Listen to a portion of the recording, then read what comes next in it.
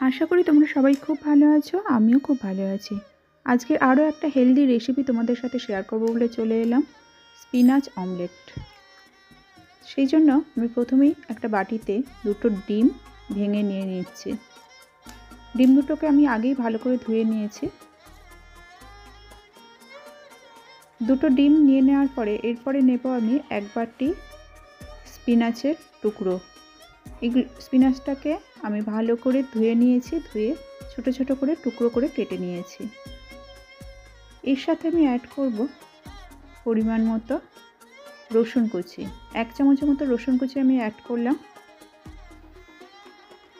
দিয়ে দিচ্ছি পরিমাণ মতো লবণ, আর দেব হাফ চামচ গোলমরিচের গুঁড়ো। তোমাদের কাছে যদি গোলমরিচের গুঁড়ো না থাকে তোমরা গোটা গোলমরিচ একটু থেতো করে নিয়ে নিতে পারো। সমস্ত কিছু উপকরণকে এবার ভালো করে আমি মিক্স করে নেব। সুন্দর করে মিক্স করব যাতে সব কিছু একসাথে ভালোভাবে মিশে যায়।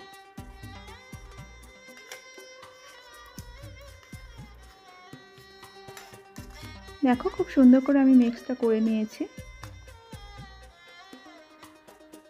এরপরে ওভেনে একটা প্যান আমি বসিয়ে দিয়েছি। প্যানটাকে ভালো করে গরম করে নেব। প্যানটা গরম হয়ে গেলে দিয়ে দিচ্ছি 1 চামচের মতো সরষের তেল। তোমরা যদি আরও কম তেল ইউজ করতে চাও কম তেলেও এটা খুব ভালোভাবে হয়ে যায়। আমি যেহেতু আমার ছেলের জন্য বানাচ্ছি তাই একটু তেল দিয়ে এটা বানাচ্ছি। তেলটা গরম হওয়ার পরে আর এরপরে আমি দিয়ে দিচ্ছি ওই মিশ্রণটা দিয়ে দেওয়ার পরে আমি ভালো করে চারিদিকে ছড়িয়ে নিচ্ছি। চারিদিকে সমান করে দিলাম।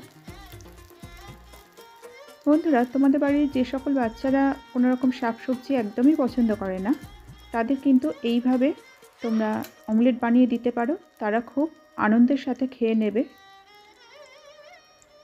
পালং শাক ছাড়াও এর সাথে তোমরা গাজর গ্রেট করে দিতে পারো বা মটরশুঁটি গ্রেটারে দিয়ে গ্রেট করে দিতে পারো। খুব ভালো লাগে এর সাথে। তোমরা একবার ট্রাই করে দেখো, বাচ্চারা মহানন্দে কিন্তু খেয়ে নেবে। এরপরে আমি একটা ঢাকা চাপা দিলাম। 1 মিনিট অপেক্ষা করার পরে আমি ঢাকাটা তুলে নিলাম এবং অমলেটটাকে আমি উল্টে দেব। একটু ধীর হাতে উল্টে দিতে হবে যেহেতু অমলেটটা অনেকটাই মোটা হয়ে গেছে। সাইডগুলো আস্তে করে নিয়ে ছাড়িয়ে নিয়ে উল্টে দিতে হবে। সাইডগুলো এমনিই ছেড়ে আসবে যেহেতু আমি প্যানটাকে খুব ভালো করে গরম করে নিয়েছিলাম।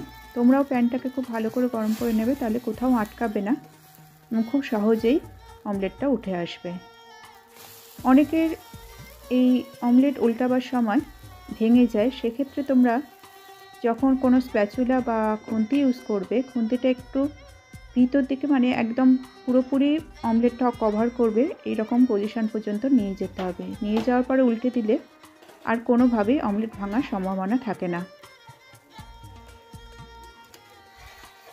দেখো আমি খুন্তিটাকে কিন্তু অনেকটা ভিতর পর্যন্ত নিয়ে গিয়ে উল্টে দিলাম, কোনো অসুবিধা হলো না এবং অমলেট একটুও ভাঙেনি। অমলেটটা হয়ে গিয়েছে, আমি প্লেটিং করে দিচ্ছি। দিয়ে দিয়েছি একটু সস। তোমরা যারা ডায়েটিং করছো তারাও কিন্তু এই রেসিপিটা ইউজ করতে পারো।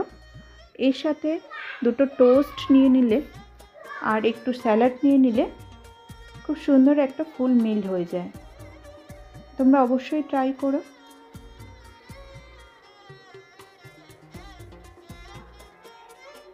ট্রাই করে দেখে আমাকে এসে কমেন্টসে জানিও কেমন লাগলো তোমাদের। যদি ভালো লেগে থাকে আজকের রেসিপিটা তাহলে অবশ্যই লাইক, শেয়ার ও কমেন্টস করতে ভুলো না এবং আমার সাবস্ক্রাইব করে আমার পাশে থেকো। পুরনো বন্ধুদের অনেক ভালোবাসা আর নতুন বন্ধুদের স্বাগত জানিয়ে আজ তবে আসি। ধন্যবাদ।